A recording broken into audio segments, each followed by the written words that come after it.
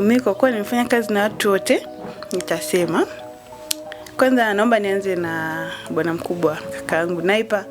Naipa ni mtu fulani yupo simple, lakini ni mtu ambaye ukimzingua mnazinguana. Kitu kingine, kakaangu sio mtu wa kuficha vitu. Kwa hiyo kwa upande wangu na kakaangu Naipa, nahisi ni hicho tu, ni vichache. Lakini kwa Maringo Maringo ni mtu wa watu, yeye anajichanganya na kila mtu. Unaweza kumwambia kitu chako akatulia nacho.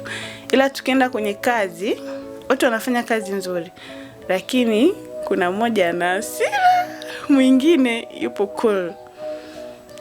Kakaangu Naipa apendi yani tuseme akuelekeze muda mrefu urudie kitu kile kile.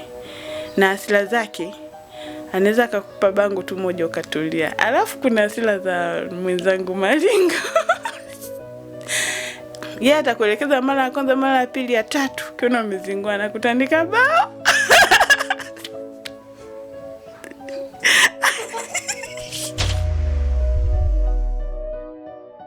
Mimi kwa upande wangu ningemshauri ashirikiane na watu tofauti tofauti, kwa sababu sanaa inahitaji watu. Alafu watu sio kwa sababu mimi ni mwandishi niwe tu na ukaribu na watu ambao ni wasanii wangu, hapana. Yani anatakiwa ashirikiane kazi na watu ambao ni madirector wengine, waandishi wengine tofauti tofauti. Sio kwa sababu eti huyu hapa tupo naye sawa, siwezi nikamshirikisha huyu, simwamini siwezi nikamshirikisha, au huyu tuna ugomvi siwezi nikamshirikisha. Hicho ni kitu ambacho hakipo, kwa sababu kuna mtu mwingine unaweza usimhitaji kwa wakati huo, lakini ili kupendezesha kazi yako na kazi yako kuonekana ni bora zaidi, inabidi watu wao wawepo. Sisi ambao tunaanza tunatakiwa tukusanye jopo la watu. Hata kama ndani ya wale watu kuna watu tusiowaamini, tusiowapenda, tusiowakubali, inabidi uchukue mawazo yao ili upate kitu kilicho bora zaidi.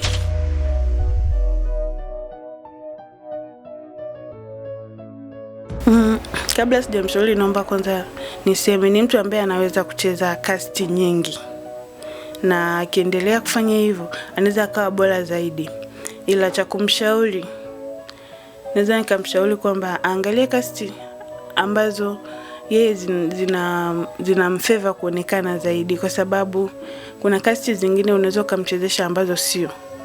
Kwa hiyo cast ambazo yeye mwenyewe akicheza anahisi hayupo comfortable, awe wazi kuzungumza, kwa sababu yeye ni mtu anayeweza kuvaa uhusika mwingi, na pia kuna uhusika mwingine hawezi akauvaa.